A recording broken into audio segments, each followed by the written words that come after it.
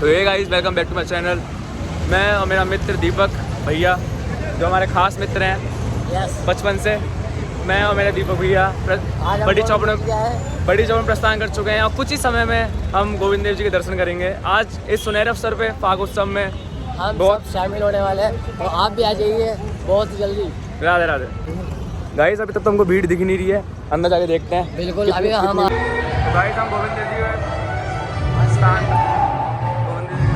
कर चुके हैं। बहुत मन भावुक दृश्य देख सकते हैं। हम आपको फाग उत्सव दिखाते हैं थोड़ी देर में, कुछ पल में आपको फाग उत्सव दिखाएंगे। देखो अभी पट बंद है, 5:15 बजे खुलेंगे गाइस।